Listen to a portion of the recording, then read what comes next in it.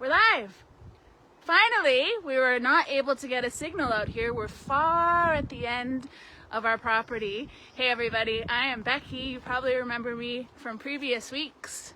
Our last baby shower of 2022 is tonight, week 5. How time flies. I can't believe this is our 5th week. Thank you so much for joining us. Who is here? There's a few people watching. Hey Darren, thanks for coming. If you're in the chat already tuned in, make sure you say hello to myself and Melanie, she's on the chat, and of course Brianne's with us tonight. Say hi in the chat. So tonight is, like I said, our final baby shower of 2022. And who do we have with us tonight? We saved our fan favorite until the last week. We have a white-tailed deer and a mule deer fawn, 2 fawns in our care tonight for the baby shower. We are super lucky. So again, I'm Becky. You remember me from previous weeks. We have joining us on our final baby shower tonight one of our wildlife rehabbers. You've met her before. She was in with me feeding skunks, Brianne. She will be in the enclosure with me this evening. We also have Melanie, one of our wildlife rehabbers. She is in the chat already. Say hi to her. Say hi to us. Where are you watching from? Is it the first time you've joined us? Any questions you have, please pop them in the chat for Melanie. So before we get started tonight, as always, a bit of housekeeping. As I said, tonight is our final baby shower of the year. So starting right now until 9 p.m. this evening, the first 10 donations of $25 or more that are made through the dedicated donation link that should be popped in the chat below right now will be sent a special thank you gift in the mail. And we are extending our baby shower, as you know, today is week 5, until this Friday at 11:59 p.m. So the top 3 donors of the whole baby shower, so that's until this Friday at midnight, will be sent an extra special thank you in the post. Again, our fundraising goal was $30,000. We're not quite there, so that's why we've extended it. So any donation you decide to make would be muchly appreciated. So we are looking at some fawns. We have some questions, and I'm going to flip you over and say hello to our wildlife rehabber who you have met before. I always get confused about where the flippy is. Oh my gosh, this is so awkward. I actually can't find it, guys. Oh, there it is, there it is. Fantastic wildlife rehabber, and the sun is right behind her right now. This is a bit awkward. Brianne, hey Brianne, how's it going? It's going great. How are you guys doing today? I think everyone's doing well. Let's see who's watching. I always have problems with the chat. Still, you'd think I'd learn after week 5. But we have a lot of people watching. So, as I said, we have some fawns in our care right now. 2 of them, to be precise. Can you give us a bit of information about where they've come from and why we have them in our care? Definitely. So, we have one mule deer fawn who came to us, unfortunately, orphaned. So she was found on the side of the road, and her mother was no longer actively taking care of her. We also have a white-tailed deer fawn with us, and unfortunately she was brought to us as the result of an accidental kidnapping. So she was brought to us after being fed an improper formula and was exhibiting gastrointestinal symptoms. So it's really good that she was brought to a certified wildlife rehabilitation center so she could receive treatment for those symptoms and receive proper captive care until she can be released back into the wild. Hey Fiona, I see someone just joining us. Her name is Fiona. Hi Fiona. Hi, Fiona. So in wildlife rehab, we hear that term unintentional kidnapping a lot. Could you explain to our viewers what that exactly means? Of course. So unintentional kidnapping occurs when a member of the public that intends to help a potentially orphaned animal unfortunately misreads the situation, or our fawns are getting quite eager for some milk. Okay. But a member of the public intervenes where a healthy animal has been perhaps left alone by their parents. So there's been a little bit of a misunderstanding as to how the parents properly care for their young in the wild. And as a result, a member of the public intervenes, hoping to provide captive care for this animal and ensure that they are being raised until they can survive on their own. I can hear them. They're getting excited for us to come in. So we're going to plow through our next two questions quickly. That was really good information. Thanks so much. So could you just give our viewers just a few facts about fawns kind of during the first few weeks of their life after birth? Definitely. So with our fawns, when they are first born, their scent glands have not fully developed.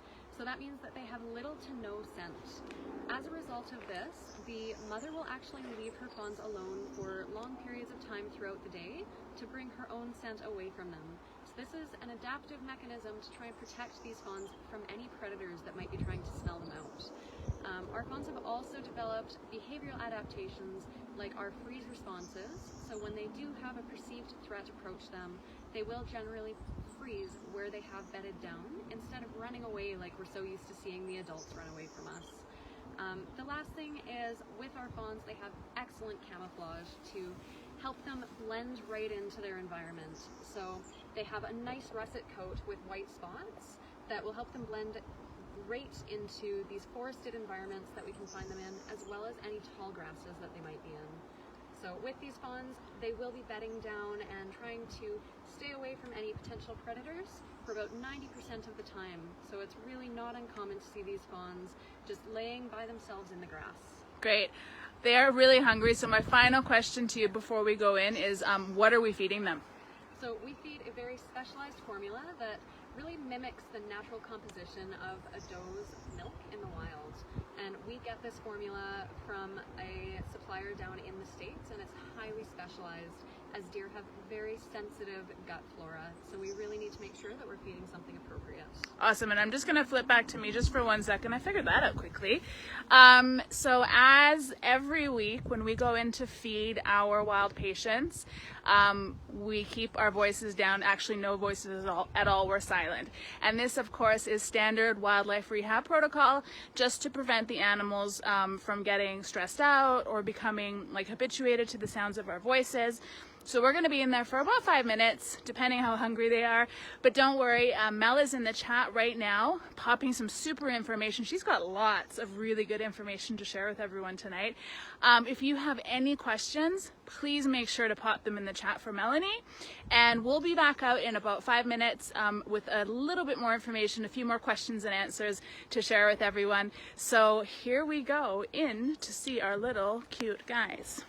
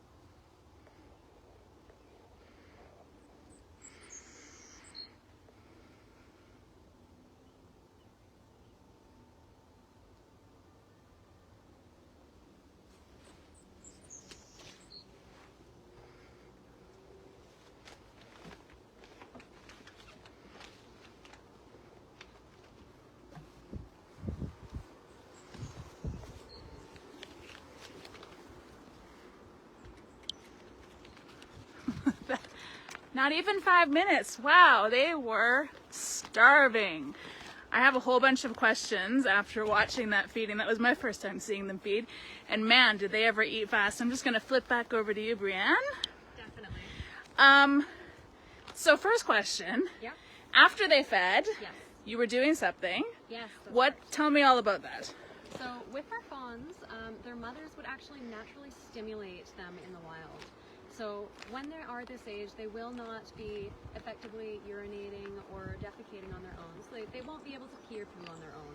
So their mum in the wild would naturally be licking the bone just underneath their tail to try and stimulate that so they can get rid of any of that waste that their body naturally produces. Gotcha. And he was sure making cute noises when you were doing that. So in the wild, how often does mom feed?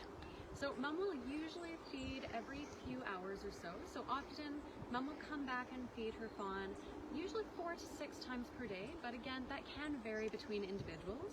So sometimes we will have does come back and nurse their fawns a little bit more frequently. And you mentioned before we went in that fawns really can, fend for themselves from kind of quite a young age, from birth essentially. They know to lay low and how to camouflage. But, of course there are situations when the fawn truly is injured or unfortunately has been orphaned. What are the telltale signs that our viewers can watch for or, observe in a fawn that would let them understand that, yes, this fawn truly does need help? Okay, well, definitely any fawn that has an obvious injury. So if they're actively bleeding, have an open wound or a fracture, does need medical treatment. So in those cases, fawns should be brought to a wildlife rehabilitation society to receive that appropriate treatment. However, in cases where a fawn may be orphaned, there are a few different ways that you can tell. So with our fawns, the best way to tell from a distance is firstly if the fawn is actively vocalizing and calling out for her mom. So if you see a fawn up and wandering around, calling out or making a bleating noise, that fawn is likely calling out for her mom to come back and feed her and has likely not been fed for a period of time. So in a situation like that, we would recommend contacting your local wildlife rehabbers so they can assess the situation and determine if intervention is required. Another way to tell, of course, is if a fawn's ears have started to droop a little bit or look a little wilty at the edges, that's usually a sign of dehydration. So with our fawns, if they are exhibiting signs of dehydration, they've likely not been fed for a while, and an assessment would be required to determine whether a fawn would need to be brought into a wildlife rehabilitation facility for captive care. And lastly, another thing that you can look for is if a fawn is essentially non-responsive, if they're laying on their side, they're cold or they're wet, or if they do look like they're very weak, unable to lift up their head, anything like that, definitely they likely do need intervention and captive care. But when in doubt, please call a wildlife rehab center and we'll be able to help you through this assessment and determine whether a fawn does need to be brought in. Those are some great points, especially the ear one, because that's something that people can see from a distance. You'll be able to observe the droopy ears. So yeah, those are really great things to look out for. Thank you. These two adorable little ones, how long are they with us? How long are they in our care from the time they come in, I guess, until when we release them back to the wild? So we do release fawns when they're around 6 months old. As per our wildlife rehabilitation permits, we do have to release all fawns or deer that are brought in that year mid-October. So we will be releasing these two in mid-October this year. And final question of the whole baby shower. Oh my goodness. Yeah, I know, pressure. What is the cost to feed these two fawns? Well, just for the formula alone, it would cost around $360 for both of these fawns, and that's just for our formula. So that, of course, doesn't include medications and labor and all of that. Flipping back to me. Thanks, Brienne. So that is my cue, of course, as always, to ask everyone to consider making a donation to our baby shower this year, not only to our fawns that you just saw, but all the other patients we've seen this year, our hares, our ravens, our skunks, our flickers, and all of the other animals that come into our center during the busy summer season. Please remember to make a donation in that dedicated donation link in the chat that Melanie's put in for you. And it's the top I do this wrong every week. You think I'd learn. The first 10 donors of $25. So that was from the start of the shower this evening until 9 p.m. tonight via that dedicated donation link will be sent a special thank you in the mail. And again, the top 3 donors of the whole shower, so that runs until 11:59 p.m. on Friday, via that dedicated donation link, will get an extra special thank you gift in the mail. Our 50-50 is over. Thanks everyone who bought tickets. Congratulations to the winner. It was definitely a success, and I think we'll do it again sometime. And that's about it. I want to thank everyone who attended our virtual baby shower this year. Thank you to everyone who donated, who bought raffle tickets, who is actively spreading, the word about proper wildlife rehabilitation, who liked and shared for us. Huge thank you to Brianne and Melanie, to all of our wildlife rehabbers, our clinic staff, our hotline staff, and of our volunteers who at this time of year are all just working their butts off because we are so busy. So thank you to everyone. Thanks for tuning in. You still have a few days to get your donation in. Friday night, 11:59 p.m. And that's about it. Thanks everyone. We really appreciate you tuning in, and we hope to see you in another live soon. Maybe that'll start happening. We're thinking about it. Thanks everyone. Have a great night, and we look forward to seeing you again next time. Bye.